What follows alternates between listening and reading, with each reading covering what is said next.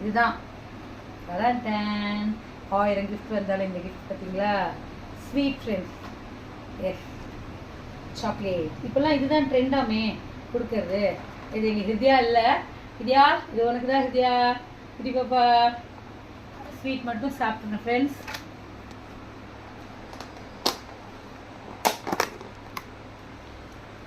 அதுலேயே முதல்ல இந்த காஜு கத்லிலாம் முதல்ல எடுத்து சாப்பிட்டுட்டோம்.